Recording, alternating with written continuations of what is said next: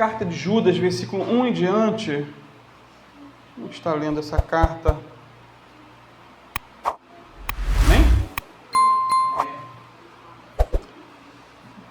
Vou ler aqui na nova versão transformadora, com uma linguagem bem mais prática, mais simples.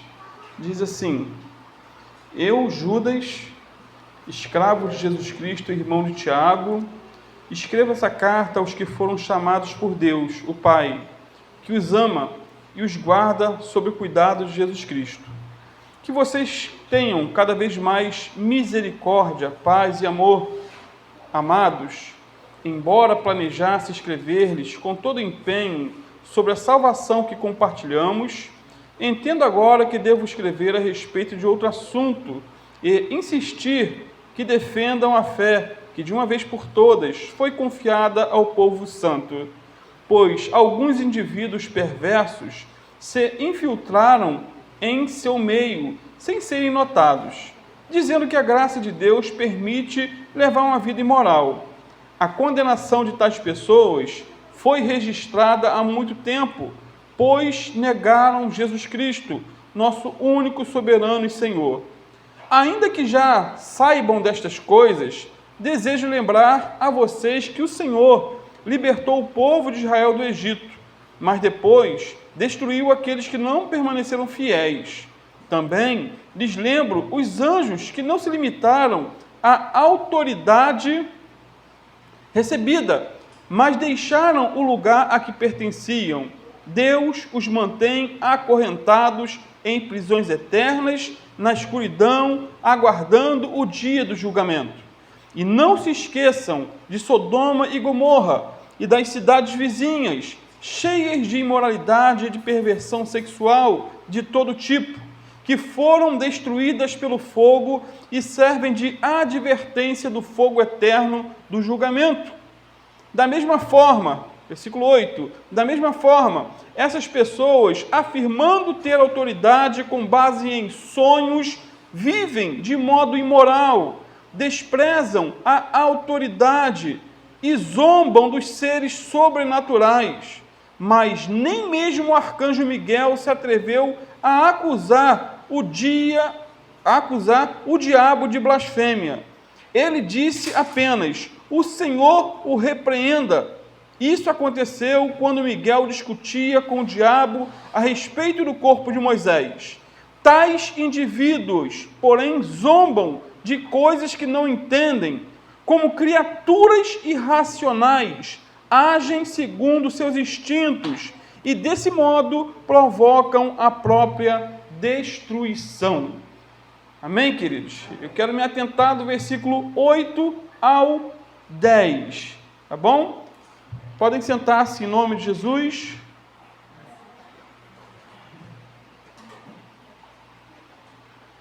Nas últimas 3 mensagens, estudamos 3 exemplos, os irmãos lembram, do juízo de Deus. Deus julgou os israelitas incrédulos, Deus julgou os anjos rebeldes, e Deus julgou as cidades ímpias de Sodoma e de Gomorra, e cidades adjacentes, sendo que essa última mensagem sobre Sodoma e Gomorra, ela teve aí problemas na gravação e ela será ministrada novamente numa outra oportunidade. Tá? Foi uma mensagem bem interessante e eu pretendo, se Deus quiser, pregar num domingo, pela manhã.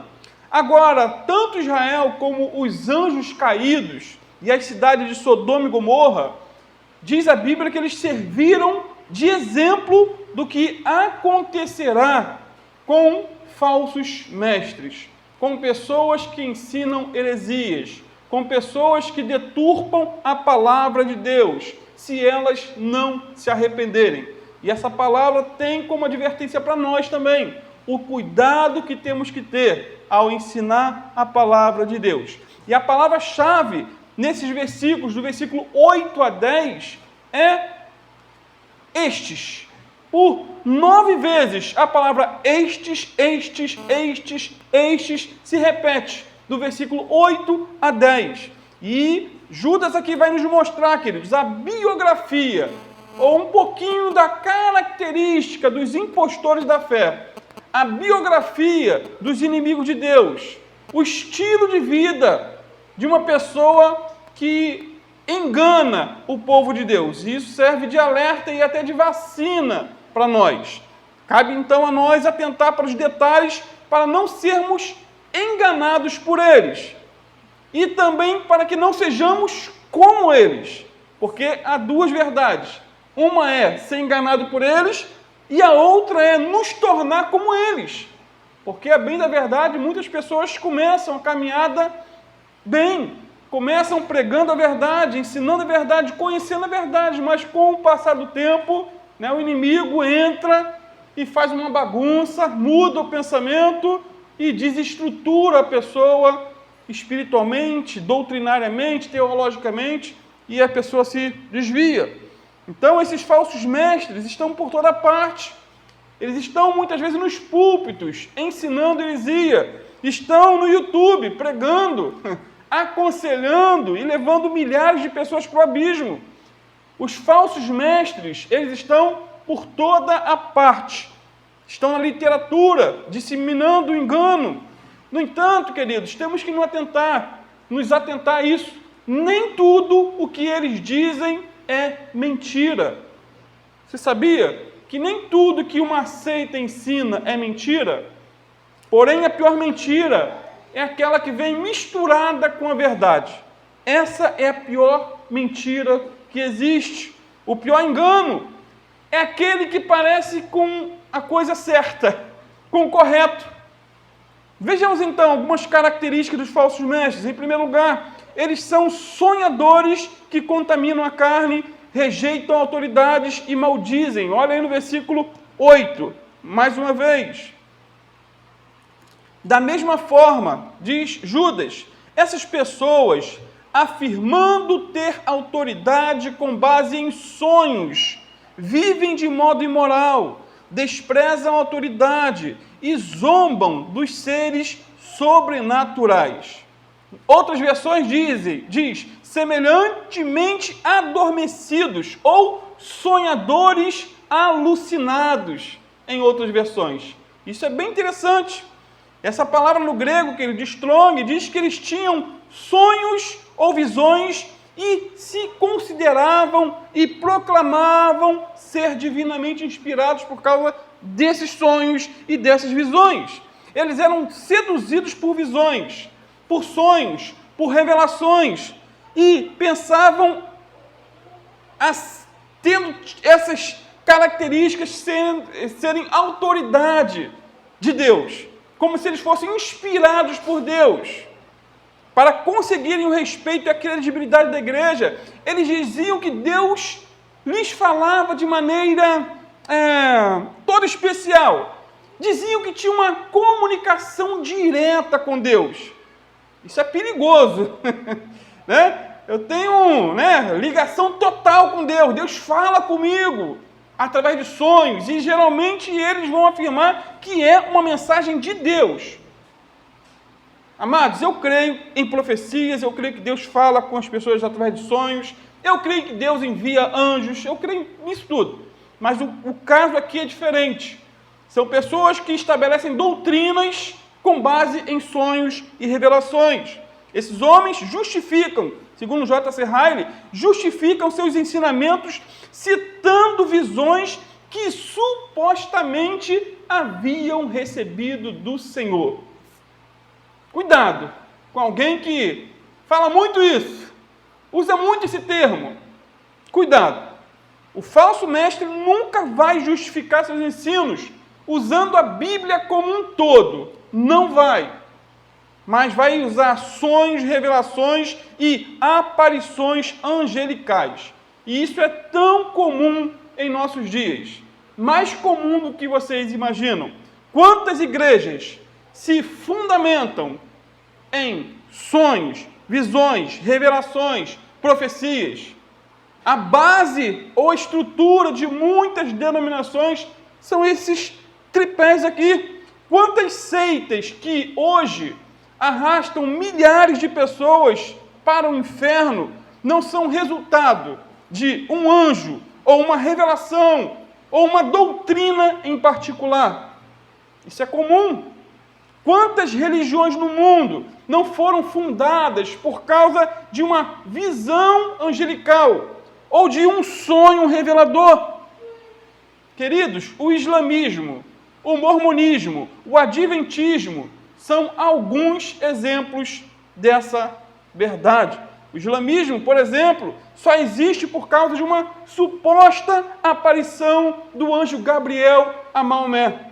Um anjo apareceu para Maomé. Segundo a tradição, Maomé, o fundador do islamismo, ouviu a voz do arcanjo Miguel enquanto meditava lá por volta de 610 da era cristã. Ouviu, viu, teve uma visão.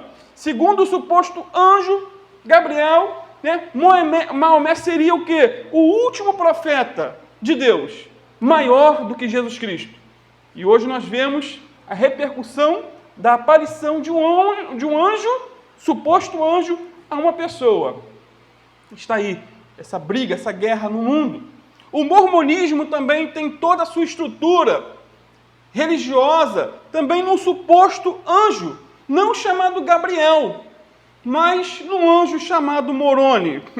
Na verdade, segundo a doutrina dos mormons, esse Moroni, ele foi um ser humano que viveu por volta do ano 400 depois de Cristo, e o seu pai se chamava Mormon. Moroni se tornou um anjo após a sua morte, e apareceu a Joseph Smith no século XIX, lhe ordenando a restaurar a verdade do Evangelho.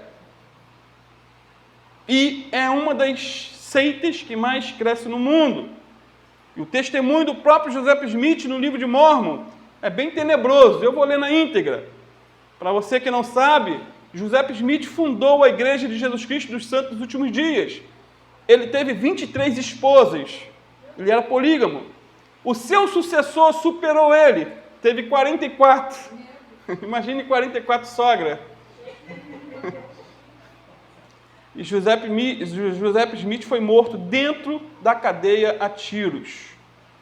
E olha o detalhe, o que ele fala sobre essa aparição de um anjo que trouxe uma nova revelação para ele. Ele diz assim: na noite, são palavras de Joseph Smith, na noite do dia já mencionado, 21 de setembro, depois de me haver recolhido, recorri à oração e à súplica ao Deus Todo-Poderoso para pedir perdão por todos os meus pecados e imprudências, pedindo também uma manifestação para que eu pudesse saber qual era o meu estado e posição perante Ele, pois tinha plena confiança de receber uma manifestação divina, como acontecera anteriormente.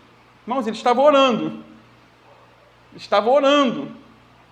Enquanto eu estava assim, suplicando a Deus, descobri uma luz surgindo em meu quarto, a qual continuou a aumentar até o aposento ficar mais iluminado do que ao meio-dia.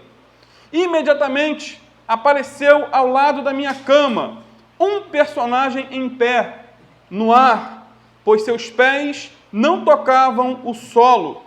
Vestia ele uma túnica solta, da mais rara brancura. Era uma brancura que excedia a qualquer coisa terrestre que eu já vira. Nem acredito que qualquer coisa terrena possa parecer tão extraordinariamente branca e brilhante. Um anjo de luz. Tinha as mãos descobertas e os braços também, um pouco acima dos pulsos. Os pés também estavam descobertos, bem como as pernas, um pouco acima dos tornozelos. A cabeça e o pescoço também estavam nus. Verifiquei que não usava outra roupa além dessa túnica, pois estava aberta, de modo que lhe podia ver o peito. Não somente sua túnica era muito branca, mas toda a sua pessoa era indescritivelmente gloriosa. E seu semblante era verdadeiramente como o relâmpago. O quarto estava muito claro, mas não tão luminoso como ao redor de sua pessoa. Mais uma vez, um anjo de luz. No momento em que o vi, tive medo, mas o medo logo desapareceu. chamou-me pelo nome e disse-me que era um mensageiro enviado a mim, da presença de Deus, e que seu nome era Moroni. Disse ainda que Deus tinha uma obra a ser executada por mim, e que meu nome seria considerado bom e mau entre todas as nações, tribos e línguas, ou que entre todos os povos se falariam bem e mal de meu nome. Querendo ou não, cumpriu a profecia, eu estou falando mal deles, né? Isso é parte da revelação desse anjo chamado Moroni, que não está na Bíblia, mas foi um anjo de luz enviado pelo diabo para trazer uma nova revelação para um jovem que supostamente buscava, né, uma vontade de Deus, uma revelação de Deus. O anjo falou mais para ele: olha, todas as igrejas estão desviadas, você vai restaurar o verdadeiro evangelho. Amado, se Joseph Smith conhecesse Gálatas 1, versículo 6 a 9, ele teria repreendido esse suposto anjo na hora, porque era um demônio. Olha o que diz Paulo, Gálatas 1, 6 a 9. Maravilho-me de que tão depressa passasseis daquele que vos chamou a graça de Cristo para um outro evangelho, o qual não é outro, mas há alguns que vos inquietam e querem transtornar o evangelho de Cristo. Mas ainda que nós mesmos, ou um anjo do céu, vos anuncie outro evangelho, além do que já vos tenho anunciado, que seja anátema, que seja amaldiçoado. Assim como vô-lo dissemos, agora de novo também vô-lo digo: se alguém vos anunciar outro evangelho além do que já recebestes, seja anátema.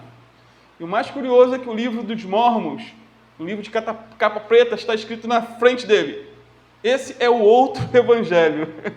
Incrível, né? É o outro evangelho. Então, quando se estuda o mormonismo, se vê tanta aberração, tanta heresia. Queridos, sem dúvida, é uma doutrina de demônios. E cuidado, que eles estão de casa em casa, né, caminhando por aí, levando o livro de Mormons, não levam a Bíblia.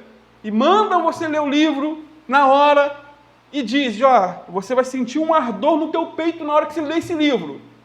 E o diabo é poderoso para fazer o coração da pessoa queimar, arder. Porque essa é a experiência inicial.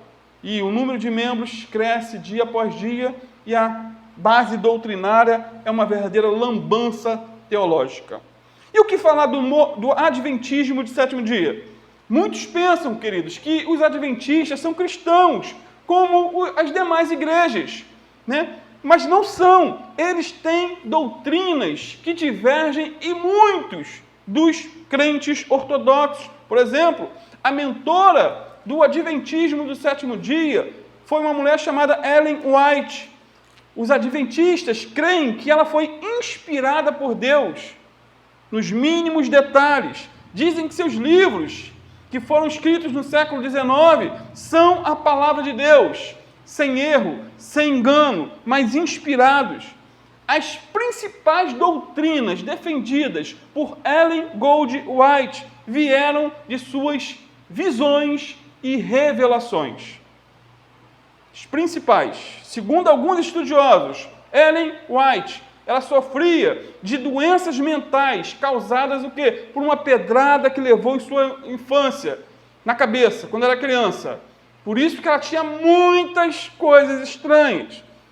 Assim sendo, as visões, revelações e profecias de Ellen White podem ter sua origem em alucinações e delírios provocados por algum dano cerebral causado pelo traumatismo ou até esquizofrenia.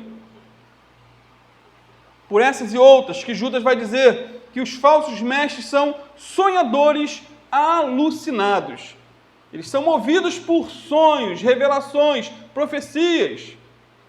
Mas a fonte que nós temos é a palavra de Deus. Amém? O Augusto Nicodemos diz que toda revelação que vem por meio de sonho, que contrariar o ensino apostólico, é alucinação e não provém de Deus. Quem deu o sonho foi outro espírito e não o Espírito de Deus, que não se contradiz.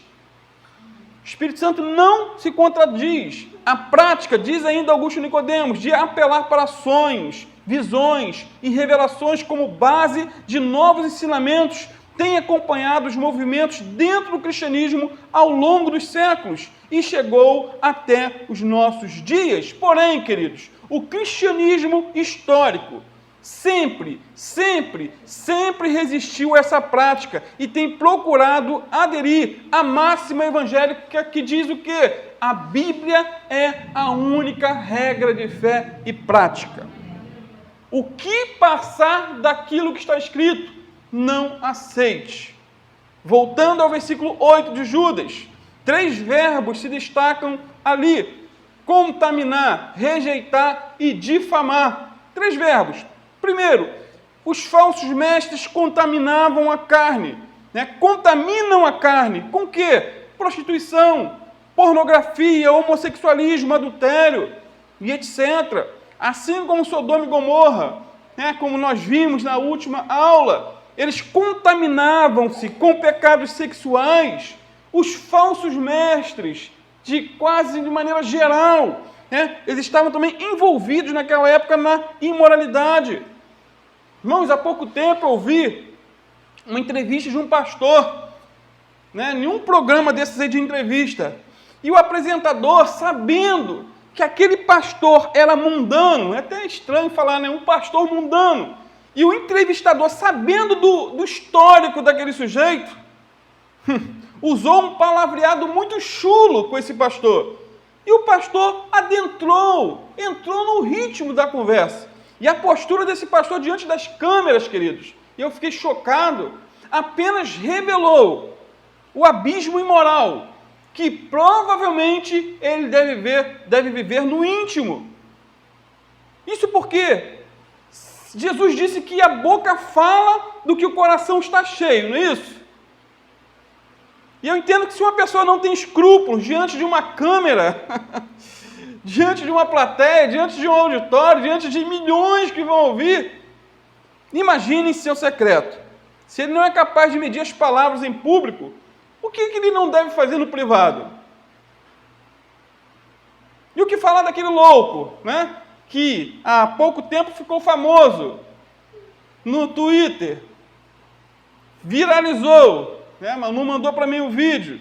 Ele falava, querido, os piores palavrões no púlpito. E o povo dando glória a Deus para cada palavrão que ele dizia. Que loucura, gente, que é o final dos tempos. É o final dos tempos. Eu nunca pensei que veria coisas que eu tenho visto hoje. Pastores vestidos de drag queen. Pastores homossexuais, homem com homem dirigindo uma igreja, fazendo casamento, abençoando as crianças. Coisas assim de outro mundo, que eu há 10 anos atrás nunca imaginei que veria isso. Segundo, eles rejeitam os governos ou as dominações, aí no versículo 8 ainda, e rejeitam a dominação. E essa palavra rejeitar aqui significa pôr de lado, desprezar, negligenciar, fazer pouco caso. Os falsos mestres do passado não se submetiam a ninguém. Eles desprezavam todos os tipos de autoridade, seja autoridade civil, seja autoridade religiosa. Por exemplo, eles faziam pouco caso dos apóstolos de Cristo. E os apóstolos do presente não são diferentes. Não se submetem a ninguém. Eles são a autoridade, eles são a lei. E esse verbo rejeitar no grego revela que os falsos mestres colocam de lado a lei divina e, consequentemente, demonstram seu desprezo por Cristo e por seu evangelho. Eles querem o quê? Dominar sobre suas próprias vidas e estar livres do senhorio de Cristo. Eles eram o quê? A própria autoridade para si mesmos. Tem gente assim. Aqueles que são de Cristo, já viu? Lá na igreja de Corinto tinha divisões, grupinhos. Eu sou de Paulo, eu sou de Pedro. E os que eram de Cristo eram os piores. Porque diziam, olha, eu não me submeto a ninguém. Eu só presto contas para Cristo. Esse é o pior sujeito que existe.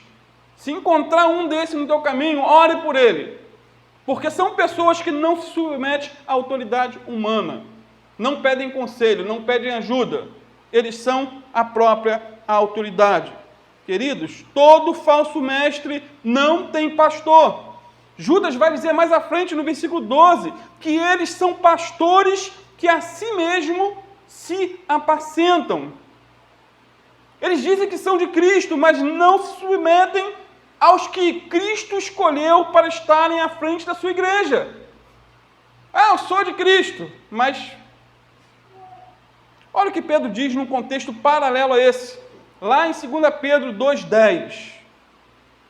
Segunda Epístola de Pedro 2,10 diz assim: mas principalmente aqueles que segundo a carne andam em concupiscências de imundícia e desprezam as autoridades, atrevidos, obstinados, não receando blasfemar das dignidades. Queridos, não existe autoridade que não venha de Deus, seja no trabalho, na igreja, no lar ou no mundo. Romanos 13, versículo 1 a 2, diz assim, 1 e 2, toda alma esteja sujeita às autoridades ou potestades superiores, porque não há potestade ou autoridade que não venha de Deus, e as autoridades que há foram ordenadas por Deus. Por isso, quem resiste à autoridade, resiste à ordenação de Deus, e os que resistem trarão sobre si mesmos a condenação. É uma palavra séria. Todos que exercem autoridade devem estar sujeitos à autoridade. Os falsos mestres, eles rejeitam tanto a autoridade de Deus quanto a autoridade dos homens. Por quê? Porque eles se acham a autoridade, falam o que querem, ensinam o que desejam, pregam o que acha correto. Eles não têm, queridos, a quem prestar contas aqui na terra, mas vão prestar contas a Deus no dia do juízo. O YouTube se transformou, infelizmente, em uma fábrica de falsos mestres. Não estou generalizando, mas hoje em dia qualquer pessoa, né, vai para a televisão. YouTube é a televisão do pobre. Antigamente a pessoa tinha que pagar fortunas para estar na televisão. Hoje em dia não. Hoje qualquer um grava um vídeo no celular e ensina o que desejar, sem prestar contas para ninguém. Ele fala o que quer, não tem pastor, não tem pastor. Vai procurar. Salvo raríssimas exceções de pessoas que estão ali, são bênção, né? Mas são pastores ou então estão sob a autoridade de alguém. Pessoas que aceitam correção, que pedem conselhos. Terceiro, queridos, os inimigos da fé, diz aí no versículo 8 ainda, vituperam ou difamam as autoridades superiores. O Warren Wiersbe diz que essa palavra difamam em Judas 8 e 10 tem o mesmo sentido de blasfêmia. A blasfêmia vai muito além de tomar o nome de Deus em vão, apesar de ser essa a sua essência. Uma pessoa blasfema de Deus quando toma a sua palavra levianamente, quando uma pessoa usa da palavra de Deus e desafia até Deus, deliberadamente, ao julgar sua palavra. Tem gente que faz isso. Para os amados terem uma ideia, tem pastores que dizem do púlpito que vão rasgar a Bíblia se determinada promessa não se cumprir na vida da pessoa. É claro que essa promessa vai se cumprir em troca de dinheiro. No passado, o alvo dessa difamação eram as autoridades superiores. Quem eram essas autoridades superiores? Provavelmente anjos caídos. 2 Pedro 2,11, num texto paralelo a Judas, olha o que Pedro diz: enquanto os anjos, sendo maiores em força e poder, não pronunciam contra eles juízo blasfemo diante do Senhor. Ou seja, queridos, os anjos de Deus, sendo muito mais poderosos, não blasfemam, não zombam e nem brincam com o diabo. Anjos não zombam, não blasfemam e nem brincam com o diabo. Agora, um falso mestre, ele gosta de zombar dos demônios. Ele gosta de brincar com o diabo. Amado, tem falso mestre que faz verdadeiros shows com os demônios. Alguns chamam o diabo de desdentado, leão desdentado, fracote, de idiota. Um certo pregador gostava muito de chamar o diabo de fedorento. E há poucos anos morreu de câncer. Outros debocham dos demônios em suas apresentações. Mandam a pessoa endemoniada rolar no chão, ordena que o demônio fique preso, ordena que o diabo, o demônio, vá para o inferno. Fazem um verdadeiro teatro nesses momentos de culto, que é o culto de adoração a Deus. Eles sempre fazem esse espetáculo com ar de superioridade, como se estivessem numa posição privilegiada em relação aos demônios, como se estivessem superiores por si mesmos em relação aos demônios. Um sujeito afirmou certa feita que não existe demônios fortes. O que existe são pessoas fracas. Ele estava lidando nesse contexto com uma pessoa endemoniada e, é claro, se achando o forte. No entanto, Judas está dizendo aqui que isso é errado. Não é dessa maneira que nós lidamos com os anjos caídos, queridos. Não temos autoridades em nós mesmos para combater as forças das trevas. Irmãos, com o diabo não se brinca. Com o diabo não se zomba. O diabo não é um leão desdentado. O diabo não é um fedorento. E nem muito menos um fracote. Não, ele não é. Ele já derrubou muitos ao longo da história. Ele é velho de guerra. Ele é um combatente persistente. Me lembro de uma pessoa que ela tinha como hábito nunca falar mal de ninguém.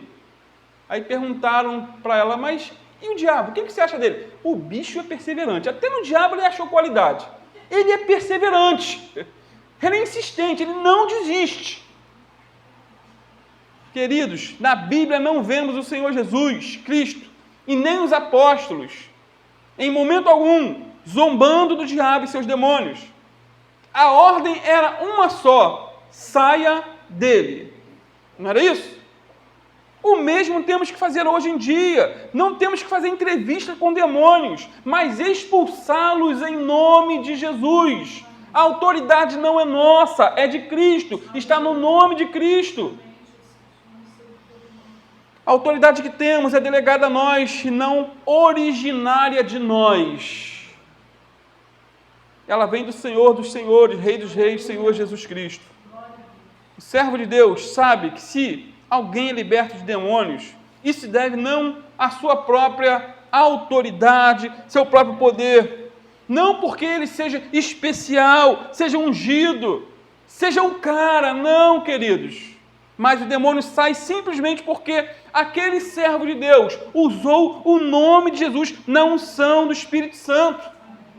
Então, os falsos mestres eram fisicamente imorais, intelectualmente arrogantes e espiritualmente desobedientes ao Senhor. Essa é a tríade que continua ainda nos dias de hoje. Todo falso mestre caminha por esse tripé. Eles são fisicamente imorais, contaminam a carne, ou o corpo com a lascívia, com a luxúria, com o adultério, com o homossexualismo. Eles são intelectualmente arrogantes, porque mesmo vivendo na prática do pecado, ainda se acham os donos da verdade. Eu li uma frase hoje que eu achei interessante, que dizia assim: pecar é humano, mas persistir e perseverar no pecado é diabólico. E o falso mestre, ele não está nem aí para o pecado. Mesmo estando na lama podre, ainda se acha o bom perfume de Cristo. Essa é a maior tragédia que o ser humano pode viver. A pessoa está até o pescoço, até a cabeça afundada, mas ela não tem nenhum sentimento de tristeza na alma, de angústia. Está com a alma cauterizada, com a consciência cauterizada.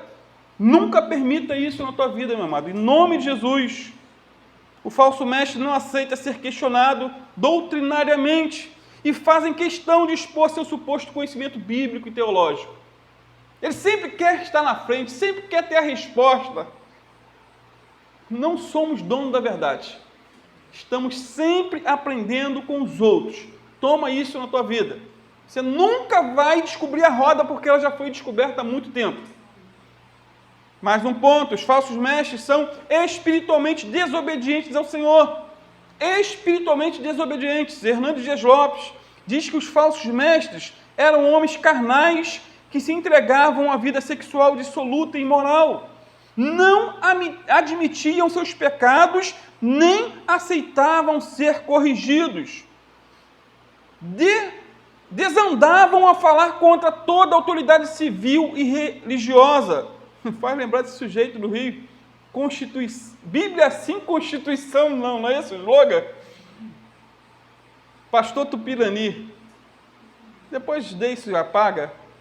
Irmãos, é o cúmulo do absurdo, da loucura. Vivem de forma desordenada, não suportam limites nem princípios. Aqueles homens eram hereges quanto à teologia, escandalosos quanto à conduta e anárquicos quanto às leis. No verso 9 aí, Judas vai exemplificar o que havia dito antes sobre o perigo de difamar autoridades superiores, citando aqui o caso do arcanjo Gabriel e o diabo. Olha aí no versículo 9. Mas o arcanjo Miguel, quando contendia com o diabo e disputava a respeito do corpo de Moisés, não ousou pronunciar juízo de maldição contra ele, mas disse: o Senhor te repreenda. Esse versículo 9 é bem interessante, queridos, e 4 personagens estão aqui destacados. Nós vemos o anjo, ou melhor, o arcanjo Miguel, o diabo, Moisés e o Senhor Jesus. 4 personagens. O arcanjo Miguel é um dos anjos mais poderosos de Deus. O diabo, ou Satanás, é o maioral dos anjos caídos. Moisés foi o maior líder do Antigo Testamento. E o Senhor Jesus é o Rei dos reis e Senhor dos senhores. Ele está acima de todos. O texto diz que quando Moisés morreu, aconteceu o quê? Uma disputa em relação ao corpo de Moisés. E a história dessa disputa pode ser encontrada em um livro muito antigo chamado O Testamento de Moisés. Nesse contexto desse livro, Moisés estava obedecendo a Deus em sepultar o corpo de Moisés. Satanás, por outro lado, achava que tinha direito sobre esse corpo, pois Moisés havia cometido um homicídio no passado. Diante desse impasse, Miguel não mediu força com o diabo, mas disse simplesmente: o Senhor te repreenda. E com certeza, queridos, o diabo foi repreendido pelo Senhor e Miguel fez o sepultamento do corpo de Moisés assim como Deus havia determinado. O que está por trás de toda essa história aqui? Muitos entendem que o motivo de Miguel não repreender diretamente o diabo nessa ocasião aqui foi por uma questão hierárquica, uma questão de hierarquia. Pois antes da queda, Satanás estava acima de Miguel na hierarquia angelical. Respeitando aí a antiga posição do diabo, Miguel não o repreendeu, mas apelou a um poder maior, que é o do Senhor Jesus. Nós, no entanto, eu e você, não estamos debaixo dessa hierarquia. E podemos sim repreender as forças das trevas no nome do Senhor. Como já dissemos, o poder não é nosso, mas daquele que rege o universo, o Senhor Jesus. Satanás é um anjo caído. Ele é real e não é simplesmente um símbolo do mal. Ele está constantemente lutando contra aqueles que seguem e obedecem a Deus.